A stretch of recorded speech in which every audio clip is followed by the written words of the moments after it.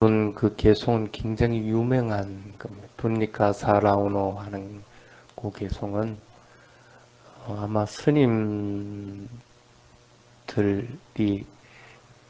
개송 아마 5개를 꼽아랄 것 같으면 그 중에 하나가 이 개송입니다. 한번 누가 읽어볼래요?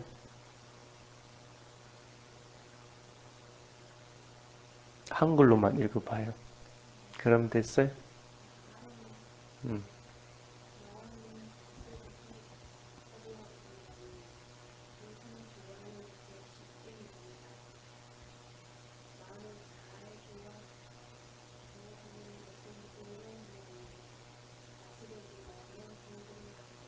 예.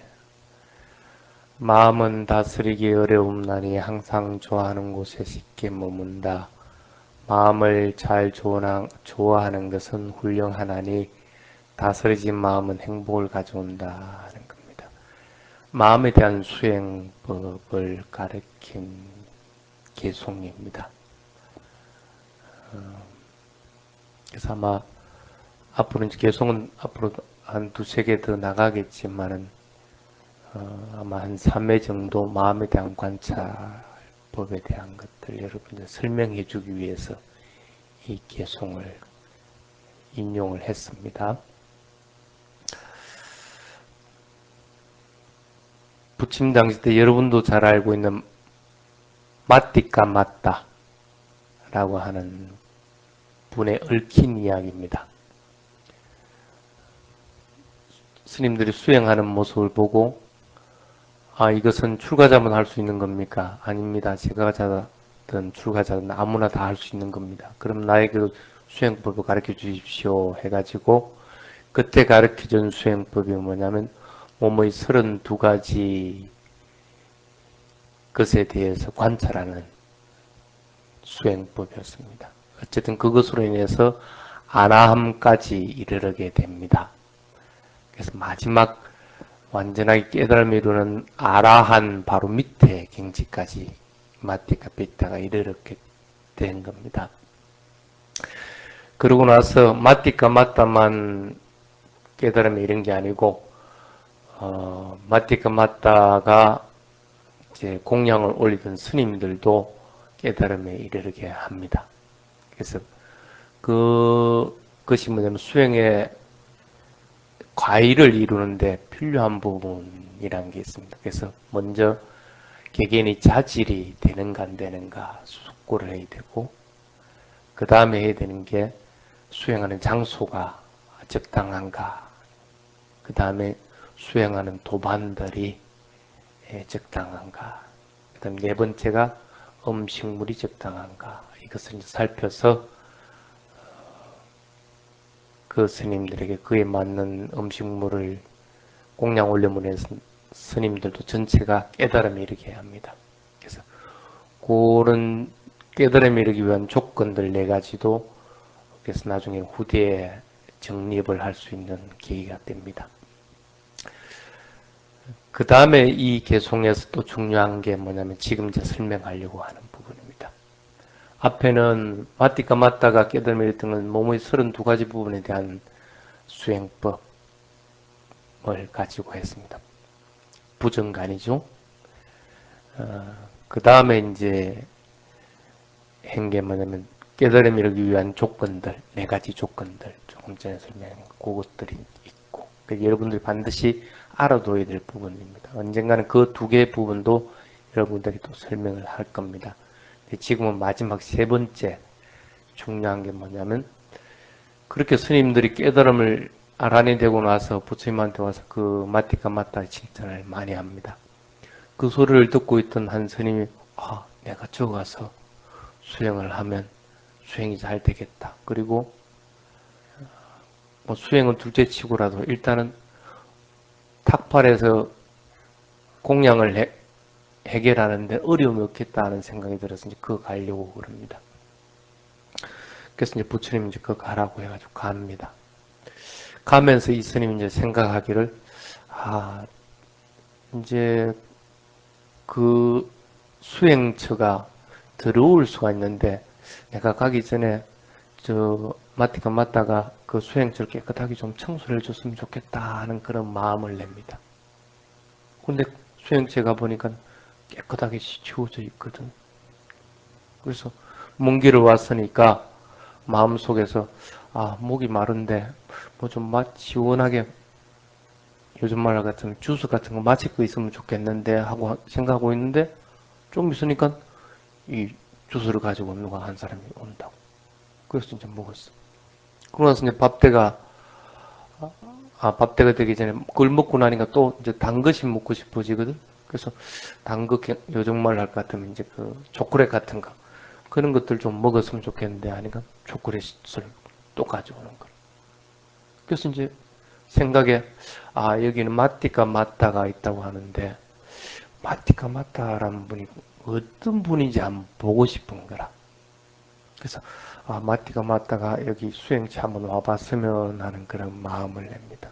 또 올 때 이제 공양 시간이 다 됐으니까 맛있는 음식을 좀 준비해왔으면 좋겠다 하는 그런 마음을 아니나 다를까 딱 가지고 오거든. 이 스님이 이제 깜짝 놀라는 거예요. 그 마띠가 마따에게 물어봅니다. 혹시 마띠가 마따 아니면 다른 사람 마음을 읽는 재주가 있습니까? 뭐라고 대답했을 것 같아? 응? 있습니다 하고 대답했을 것 같아요? 근데 그렇게 대답 안 했어. 이제 그 질문에 대해서 이제 피해갑니다. 그래서 뭐 다른 스님들도 남의 마음을 읽는 스님들이 많지 않습니까? 하고 얘기를 합니다. 스님은 여러분들 마음을 읽는 재주가 있을 것 같아요? 없을 것 같아요? 그걸 모르겠어요? 다른 스님들도 그런 읽는 재주가 있는 분들이 있습니다.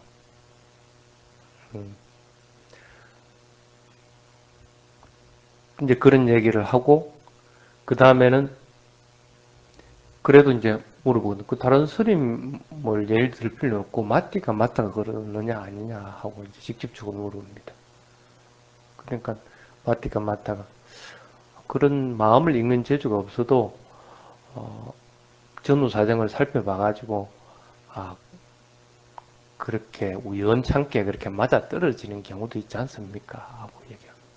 근데 그 말을 듣고 나니까 더 그냥 겁이 나는 거라 있어요. 왜 겁이 나겠어? 여러분들 마음이 항상 좋은 마음만 가지고 있습니까?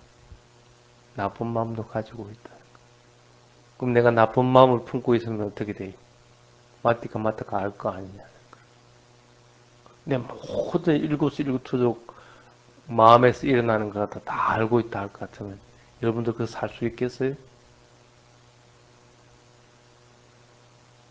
도저히 겁이 나서 못 사요. 그래서 막 밥만 챙겨 먹고 막 부처님한테 왔어요. 부처님, 너 수행하러 가가지고 왜 왔느냐. 그래서 못 있게 돼서 왔다. 부처님 뭐랍니다. 네가 수행하고 깨달음을 이루어야 될 곳은 그곳이다. 그곳을 놔주고 네가 무슨 깨달음을 이룰 거라고 하느냐. 다시 그거 알아. 부처님 난 못 갑니다.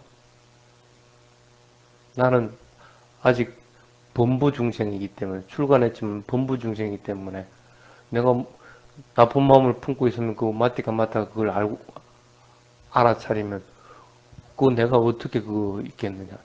내 목을 꽉 쥐어놓은 거하고 마찬가지인데 그때 부처님이 이런 말이 뭐냐면 이 개송입니다. 마음은 다스리기 어려움나니 항상 좋아하는 곳에 쉽게 머문다. 마음을 잘 좋아하는 것은 훌륭하나니 다스려진 마음은 행복을 가져온다 하는 얘기를 하면서 니는 다른 거 아무것도 할 필요 없다. 아무것도 할 필요 없다. 그냥 경행하면서 왼발 오른발 하고 그 알아서 할 필요도 없고 앉아 수행하면서 배가 불러오고 끄지고 할 때 일어나면 사라지면 그거 할 필요 없다. 니는 오로지 뭘 해야 되냐면 너희 마음 하나만 지키도록 해라. 딱 그거 하나만 하라. 네 마음 하나만 지키도록 하라. 그러면 절대 마띠가 마타가 못 알아차린다.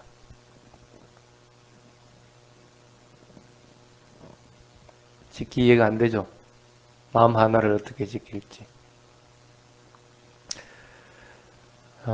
마음이라는 것은 굉장히 어려운 용어입니다. 어려운 겁니다. 그런데 사람이 부처님이 말한 진리의 길을 따라가려고 할 것 같으면 반드시 이해해야 되는 것이 뭐냐 하면 마음입니다. 마음에 대해서 이해하지 않고 부처님이 제시한 그 진리길을 따라간다는 것은 있을 수가 없는 겁니다. 근데 여러분들은 그 마음을 알고 있습니까? 철학적으로 아니면 관념적으로 이 마음이 무엇인가 하고 이렇게 생각할 수는 있습니다. 근데 그렇게 해가지고 결론이 나느냐는 거라. 예를 들어 봅시다. 여러분 손 한번 이렇게 앞으로 펴놔봐요.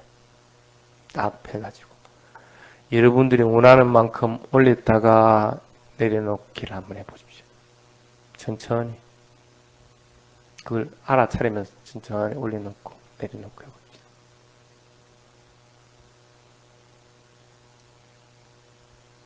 손을 들려면 어떻게 해야 돼요? 들고 싶다는 의도가 있어야 됩니다. 그래야 손이 들리집니다. 그 의도가 하나 있다고 치자. 그 다음 이 손을 갖다 어느 정도의 속도로 올릴 것이냐. 빨리 이렇게 올릴 건지 아니면 천천히 올릴 건지 그것도 누가 합니까? 마음이 결정하는 겁니다. 그러면 이 또 손을 갖다가 어디까지 올릴 것이냐. 요만큼 올릴 건지 아니면 요만큼 올릴 건지 그 결정하는 것도 누가 합니까? 마음이 하는 겁니다. 그 다음에 손이 이렇게 올라가는 것 같다가 인식하는 건 누가 합니까? 마음이 판단해서 인식하는 겁니다. 그것도 마음이 하는 겁니다. 손은 올라가지만 이 모든 과정은 누가 합니까? 마음이 하는 겁니다. 자, 그러면 예를 들어서 잠자고 있는 사람 손을 내가 들어준다고 해봅시다. 누가 손을 들어주는 겁니까? 그렇죠? 그러면 잠자고 있는 사람이 자기가 손을 들어 올리는 건 아니죠? 그 손이라고 하는 물체는 분명히 들리지만 움직이지만은 그 사람의 마음은 그 사람의 의식은 일을 하고 있지를 않았습니다. 그럼 그 사람은 이 손이 들린 걸 압니까 모릅니까? 모르죠. 잠자고 있으니까 당연히. 마음이 수반되지 않는 물체라고 하는 것은 단순히 물리적인 기능에 지나지 않습니다. 팔이면 팔, 아니면 다리면 다리. 그래서 마음이 없는 사람은 특히 이제 죽은 사람, 아니면 완전하게 산매에 들어가 있는 사람, 이런 사람들은 다리를 탁 잘라내도 모릅니다. 그렇죠? 그런데 우리는 마음이 있으니까 팔을 이렇게 들어올 때 그걸 팔을 인식을 합니다. 얼만큼 들어올리는지, 어떤 강도로 빠르기로 했는지, 이걸 내가 들어올리진 걸 알고 내려놓는 걸 아는 거, 인식하는, 판단하는 기능들도. 분명하게 마음과 물질이라고 하는 것들은 구분할 수가 있습니다. 이제 몸과 마음이라고 하는 것, 물질과 물질과 마음이라고 하는 것을 이렇게 구분이 된다는 건 알겠죠. 근데 실제적으로는 마음은 여러 가지를 했습니다.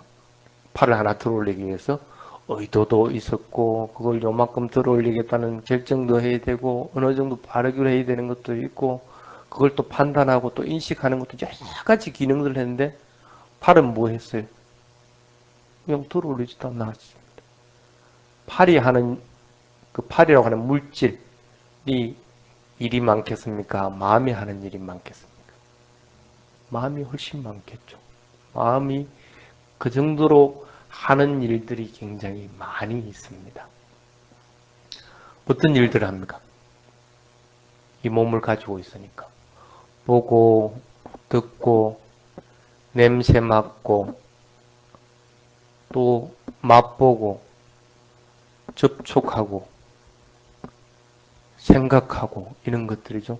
그리고 즐겁고, 슬프고, 화내고, 질투하고, 구애하고, 또 사랑하는 그런 감정들, 느낌들. 이런 것들 우리는 뭐라고 그럽니까? 살아있다, 살아있는 증거라고 그렇게 얘기합니다. 우리는 그렇게 이해를 하고 있습니다. 근데 그것은 누가 하는 겁니까? 마음의 기능이 하는 겁니다. 마음이 없으면 보지도 못하고 사랑하지도 못하고 맛볼 수도 없는 것들. 이 모든 것들은 마음의 기능.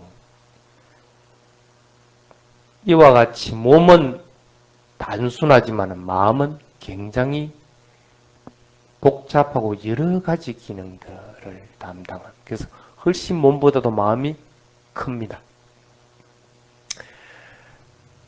그런데 마음은 여러분들에게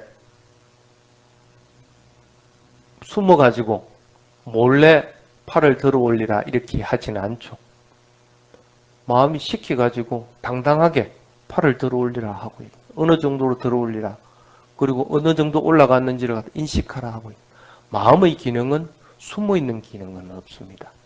당당하게 표면적으로 드러나서 활동하고 있는 거예요. 단지 내가 그걸 인식을 못할 것 같으면 어떻게 돼요?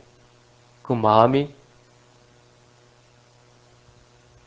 다른 데서 숨어가지고 이렇게 시키는 것처럼 무의식 쪽에 감지되어 있던 걸 갖다가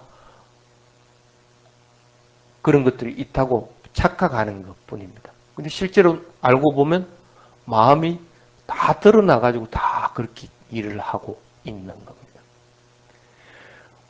마음이라고 하는 것은 어떤 실체가 있어가지고 그게 누가 비밀스럽게 시키는 것도 아니고 또 드러나지지 않고 비밀스럽게 일을 하고 있는 것은 없습니다. 마음은 항상 어떤 실체가 있는 게 아니고 조건이 맞아떨어지면 일어나게끔 돼 있고 또 그것은 표면 아래에 숨어 있는 게 아니고 밖으로 드러나서 일을 하게끔 되는 게 마음의 원래의 기능입니다.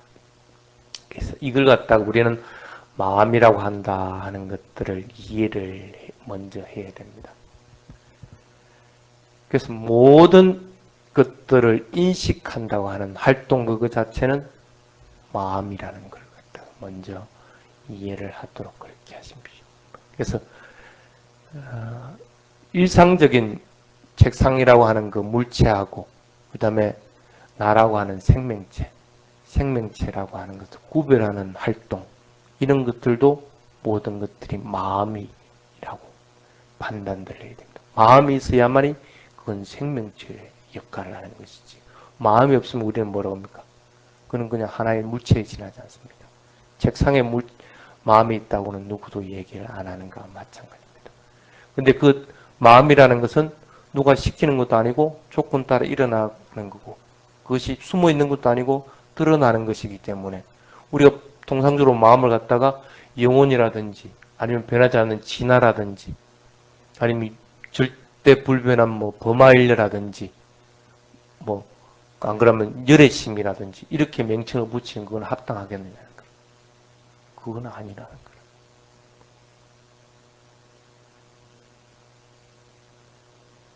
쉽게 말하면 그런 것들은 물질이 소멸돼도 그것 자체는 없어지지 않는다는 게 아닙니다. 영혼이라는 것도 없어지지 않는다는 거고 열애심, 열애의 마음이라는 것도 항상 상주한다고 하는 것이고 유일신이라는 것도 세상이 다 망해도 신은 항상 존재하고 모든 걸 간장한다는 변하지 않고 그대로 있는다. 근데 여러분들 마음은 절대 변하지 않고 있는 건 아니죠. 내가 요만큼 들어올려 했을 때 마음하고 요만큼 들어올릴 때 마음은 분명히 변합니다. 그리고 그것은 드러나진 것이지 비밀스럽게 하는 것도 없습니다. 그러면 이 마음을 갖다가 찾으려고 이 마음이 먹고 하는 이 마음을 갖다가 그런 데다가 대비시키 가지고 되겠느냐는 거. 그건 아니라는 거예요. 뭐 브라만이라고 하는 것이 내 마음을 찾으면 브라만을 찾는다. 이런 것도 성립이 될 수가 없는 거고. 절대 유일신을 내 마음을 갖다가 진화를 찾으면 그런 신의 경지에 도달한다. 이런 것들도 사실은 안 맞게 된다. 그래서 그런 개념하고 마음하고를 자꾸 똑같이 동일하게 놓지 말아요. 이 동일하게 놓으면 어떻게 되느냐 하면 자꾸 이제 이상한 쪽으로 이렇게 관념적으로 빠져버려요. 그러니까 마음이 뭔가, 그 마음은, 내가 살아있을 때는 항상 이 마음이 있는데, 이 불변하는 이 마음이 뭔가 하는, 자꾸 뭔가의 개체가 있는 것으로 자꾸 몰아나가게 된다. 그런 것은 마음이 아닙니다. 그런 것들은 하나의 개념일 뿐입니다. 그리고 어느 누구도 그 영혼을 보지도 못했고 유일신을 보지도 못했고 브라만을 보지도 못했습니다. 근데 그걸 갖다가 마음하고 내 마음하고 변하지 않는 마음하고 동일시 놓는 것도 개념일 뿐입니다. 인간이 만들어낸 개념이라는 생각을 먼저 자꾸 해야 됩니다. 그걸 인식을 못할 것 같으면 우리는 자꾸 동일한 선상에 나아집니다. 아까도 얘기했지만 마음은 자꾸 변해가는 겁니다. 그런데 여기 얼마 전에도 여기에서 물이 떨어졌습니다. 물이 적게 떨어질 때는 한 방울씩 똑 떨어지니까 이 떨어지는 걸 알아요. 근데 물이 많이 떨어질 때는 어떻게 돼요? 그냥 쭉 떨어져 버립니다. 그러니까 이걸 그냥 물줄기라고 하지 물방울의 연속이라고는 보질 않습니다. 근데 실제적으로 보면 어떻게 됩니까? 물방울들의 연속일 뿐입니다. 지속적으로 물방울들이 연속된 것뿐인 것이지 그것이 구분을 못할 정도는 아닙니다. 정확하게 보고 그리고 그게 천천히 떨어지면 분명히 연속이라고 할 것 같으면 그게 쭉 연속이 되어 있는데 연속하다 툭 끊어지거든. 약해지면. 왜? 사실은 연속하고 항상 그것이 변하지 않는 것은 아니기 때문에 그게 그렇게 이제 물방울이 툭 끊어지기도 하고 그렇게 한다. 이 소리를 한번 들어보십시오.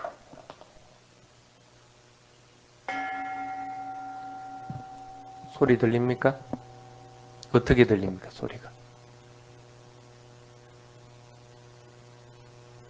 앞에 소리하고 뒤에 소리하고 구분을 할 수가 있습니까? 근데 알아차리질 않으면 그냥 이거는 그냥 종소리 땡 하는 소리로 밖에 안 들립니다. 근데 다시 한번 정확하게 한번 듣도록 해보십시오.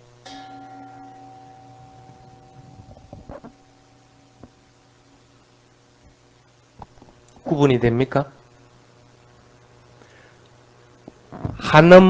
한음의 반복일 뿐입니다. 근데 그게 뭐해서 그게 우리가 일반적으로 땡 하는 소리로 들리는 것 뿐인 것이지 그것이 반복되지 않으면 땡 소리가 안 들리면 땡 하다가 다 끝쳐버려야 됩니다. 한음은 분명하게 틀린 음들이 연속하는 것 뿐입니다. 영화의 스크린과 꼭 마찬가지입니다. 우리는 그냥 그걸 흐름으로서 그냥 동일한 것을 이렇게 쭉 인식하는 것 뿐인 것이지 사실은 각각은 다 틀리게 되어 있다는 거예요. 그 기능을 누가 하느냐는 거예요. 마음이 하는 거예요. 그러니까 마음이 상주에서 불변해 있다는 것은 성립이 안 되게끔 되는 거예요. 상주에서 불변할 것 같으면 고정된 것들만 보게끔 되지 변하는 것들, 연속하는 것들은 볼 수가 없습니다. 마음은. 쉽게 예를 들면 내가 화가 나 있다. 그러면 화가 나 있는 그 마음을 갖다가 볼 것 같으면 어떻게 되겠어요? 화도 고정 불변하게 이렇게 쭉 연결되는 건 아니죠? 그럼 그걸 관찰하는 마음도 고정 불변한 건 아니죠? 명확하게 화가 일어나 있는 마음을 갖다가 관찰할 것 같으면 화가 일어났다가 사라지는 현상을 갖다가 분명하게 압니다. 그럼 나에게 영향을 미치겠어, 안 미치겠어? 아니면 영향을 덜 미치겠어요? 아니면 전에 같이 똑같이 영향을 받겠어요? 틀리겠죠. 그걸 분명하게 인식할 것 같으면 고정불변한 게 아니니까, 관찰한 마음도 고정불변한 게 아니니까 전에보다 조금은 덜 미치게끔 된다는 거예요. 그래서 화가 일어난 것도 화가 줄어들게 되고, 그리고 화를 갖다 중단하게끔 되고. 아까도 얘기했지만 마음이 하는 일은 뭐라고 그랬어요? 화가 일어나고 질투하고 생각하고 보고 맛보고 하는 모든 것들을 다 마음이 하는 것들입니다. 쉽게 얘기하면 몸을 아는 것보다 마음을 아는 것이 우리에게는 훨씬 이익이 있습니다. 근데 그 마음을 모르면 화가 일어나도 컨트롤이 안 되는 거예요. 욕심이 일어나도 컨트롤이 안 되는 거고. 그래서 필요한 게 뭡니까? 여러분들에게 그걸 알도록 위파사나 수행을 하라 하고 얘기를 하는 겁니다.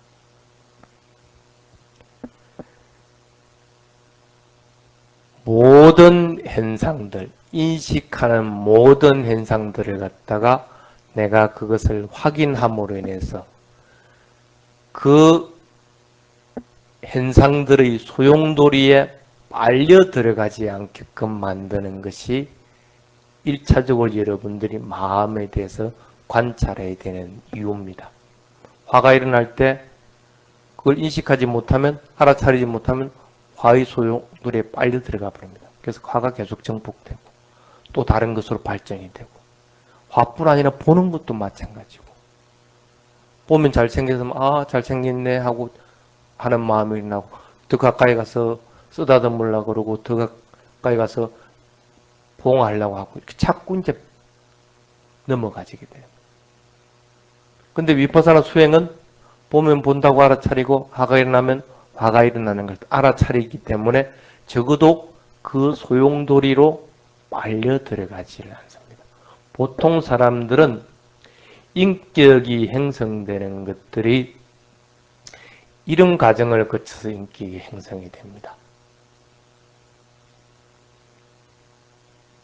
내가 얼마만큼 많이 보고 듣고 느끼고 이런 것에 따라서 인격이 형성된다고 합니다.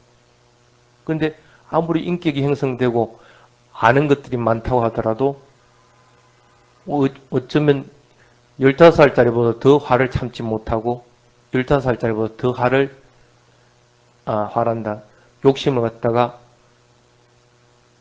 더 많이 부릴 수도 있습니다. 근데 그런 걸 우리는 부처님은 인격이라고는 얘기를 안 합니다. 인격이라고 하는 것은 인간 개개인이 가지고 있는 마음을 얼마만큼 잘 다스리느냐를 가지고 참 저 사람 잘 산다, 못 산다 하고 얘기를 하게끔 됩니다. 근데 실제로 수행을 해보면 참 잘 안 됩니다.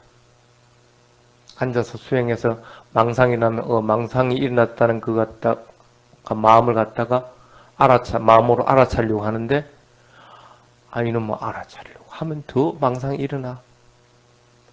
다리가 아프면 다리가 아픈데 다리가 아픈 걸 갖다 관찰하면 더 다리가 아파져. 이거 안 하려고 수행을 하는데 망상 안 피우고 고통받지 않고 이런 거 하려고 수행하는데 수행하면 할수록 더 그게 드러나네. 우찌해야 돼 이걸. 이를 우찌하고.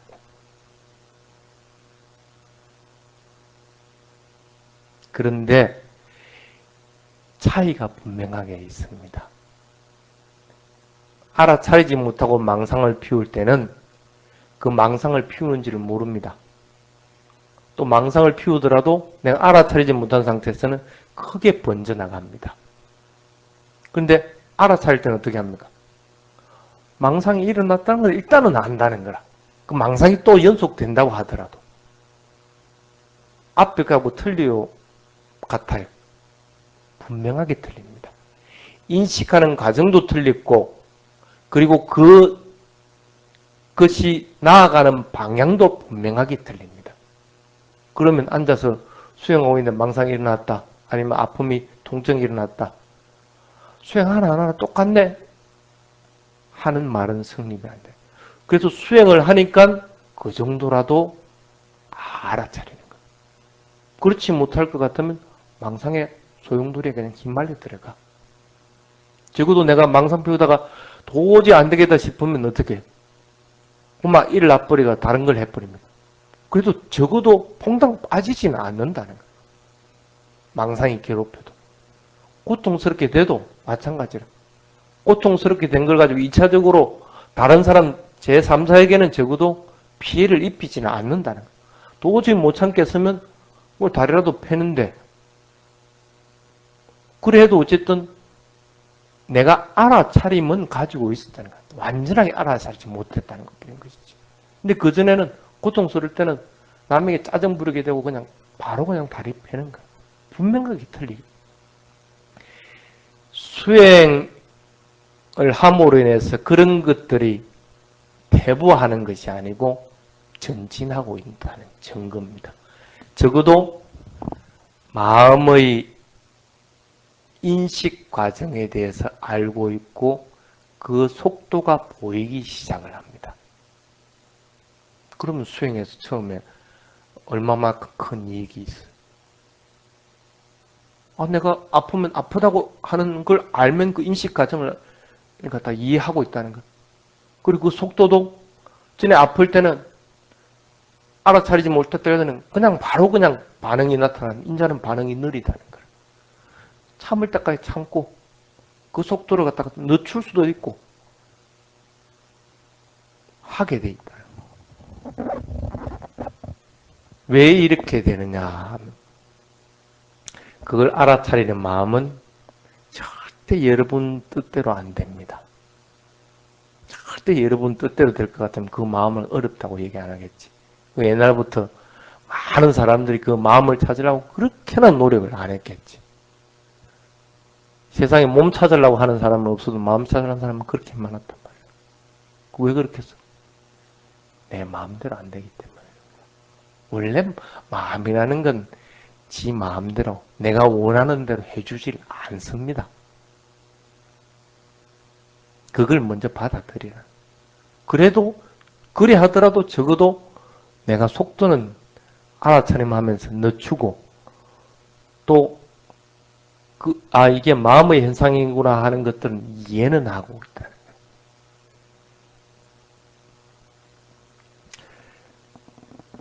자, 이걸 이제 부처님이 얘기를 하면서 그래서 마음은 파악하기 어렵다. 원래 마음은 파악하기 어려운 것이다. 마음은 빠르다. 신속하게 파닥파닥 달아나. 그리고 마음은 가볍기 때문에 지가 가고 싶은 대로 달아나. 그래서 이런 마음을 갖다가 만약에 네가 제어할 수 있다고 할 것 같으면 얼마나 좋은 일이겠느냐. 그래서 그렇게 제어했을 것 같으면 당연히 나의 행복을 가져오게끔. 그런 마음을 알아차리는 방법입니다. 마음을 알아차리려고 할 때 부처님도 네 마음 하나만 알아차리라고 했어요. 마음을 알아차리려면 어떻게 해야 돼요? 다른 건 다 무시해야 됩니다. 일어난 대상, 만약에 호흡을 하고 있다. 호흡이라고 하는 대상, 일어나면 사라지면 호흡이라는 대상, 일어난 느낌, 아픈 느낌, 이 대상, 이거 다 무시하는 거예요. 이거 알려고 하면 안 됩니다. 마음을 알아차릴 때는 마음만 알아차려야 돼요. 그러려면 어떻게 해야 돼요? 마음이 대상으로 가면 안 됩니다.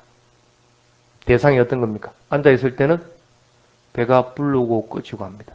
이거 대상입니다. 마음이 여기 가면 안 되는 거라. 앉아있을 때 다리가 아프다. 다리가 아픈데 이 느낌을 갖다 관찰하는 이 대상으로 가지 마라. 눈을 통해서 밖에 대상이 보인다. 마음이 그 대상으로 가지 말라는 거라. 그럼 어디로 가야 되겠어? 내가 볼 때 마음이 뭘 하고 있는지를 알아차리라. 내가 호흡이 불러오고 꺼지고 할 때, 불러오고 꺼지고 할 때 마음이 뭘 하고 있는지를 알아차리라. 다리가 아프다.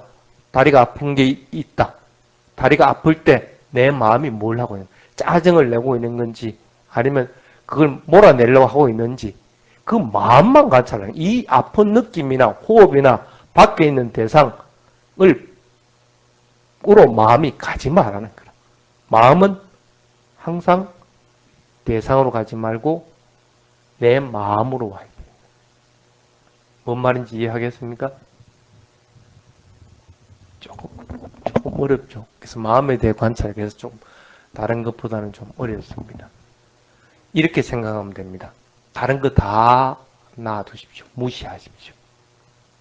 마음에 대해서 관찰할 때는 오로지 마음에서 일어나는 반응, 마음에서 일어나는 것들만, 그것만 관찰하려고 해야 된다 하고 마음을 먹으십시오.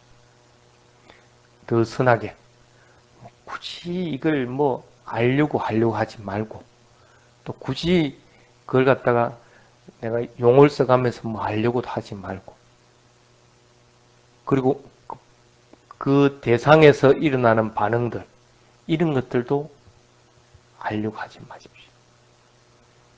대상을 보면 일어나는 반응이 있습니다. 이 호흡을 알아차리면 거기서 일어나는 반응이 있습니다. 배가 불러오고 꺼지고 합니다. 이걸 알려고 하지 말라는 거라. 그거 하지 말고 배가 불러오고 꺼지고 하는 건 냅두라는 거라. 내가 보면 대상이 보입니다. 근데 그 대상을 보려고 하지 말라는 거야. 그건 냅두라는 거야. 보이든 안 보이든 냅두고 그럴 때 내 마음이 뭘 하고 있는가를 갖다 관찰하는 거야. 내 마음이.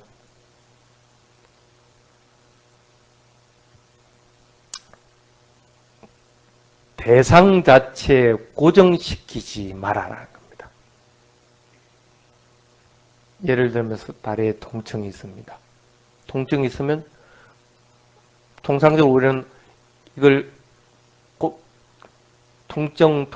통증하면서 알아차립니다. 이렇게 대상에 고정시키지 말아라는 거예요. 통증이 있을 때 마음이 알 거 아닙니까? 그 통증이 있다는 걸 마음이 압니다. 마음이 아는 대로 그 마음에서 일어나는 반응, 통증이 있으면 마음에서 반응이 일어납니다. 뭔가가 반응이 있습니다. 그 반응만 알아차리라는 거예요. 이 통증이 대상에 고정하지 말고 그 통증에 따라서 일어나는 마음의 반응, 그걸 아는 마음이라고 합니다. 아는 마음을 알아차리기 말하는. 통증이 있을 때 마음에서 반응이 일어나길 띠띠 하기도 할 거고, 아니면 쎄 하기도 할 거고, 뭔가가 있을 거란 말이에요. 그 반응만 그냥 있는 그대로 알아차리라는. 그러려면 대상에 반응하지도 말아야 되고 대상에 고정돼서도 안 됩니다. 그래서 마음에 대해서 관찰할 때는 지나치게 그 대상을 알려고 하면 안 됩니다. 그리고 마음을 내가 몰랐다 해가지고 그걸 갖다가 이거 아니다 하면서 통제하려고 해서도 안 됩니다. 그걸 또 나름대로 조절하려고 해서도 안 됩니다. 그리고 그것이 마음이 일어나게끔 하려고 해서도 안 되고 마음이 긴장해서도 안 됩니다. 있는 그대로를 관찰하도록. 통상적으로 여러분들이 이 수행을 언제 하기가 쉬우냐 하면 편안한 상태에서 그냥 쉽게, 아주 쉽게 그냥 지금 뭔가를 보고 있다. 그때 볼 때 일어나는 마음이 어떤 마음이 일어났을까? 내가 저걸 예쁘다고 했나?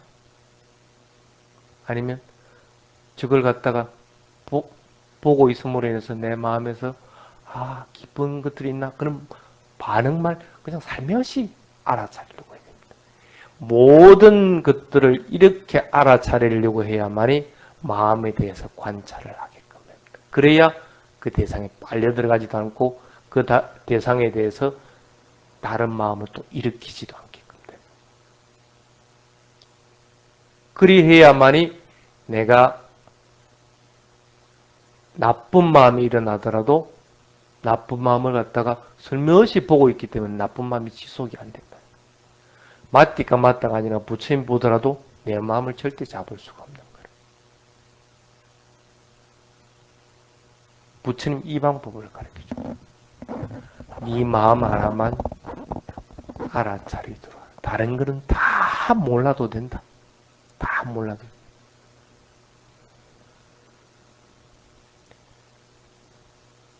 좀 아직은 이해하기가 힘들 겁니다. 이해하기 힘드는데 앞으로 마음에 대한 관찰들은 지속적으로 몇 해 해나갈 겁니다. 하다 보면 조금은 이해하겠다 하는 그런 마음이 들 겁니다. 어쨌든 이 개송 자체를 잘 마음속에 이어나야 됩니다. 마음은 파악하기 어려운 겁니다. 마음은 굉장히 빠르게 움직입니다. 또 마음은 지 스스로 내가 원하는 게 아니고 지 스스로 요리 갔다가 저리 갔다가 돌아다니게 됩니다. 그것이 마음이라는 거예요. 그 마음을 제어하는 것은 참 좋은 일이라는 거예요. 참으로 해야 될 일을 하는 것. 그렇게 제어되면 당연히 나에게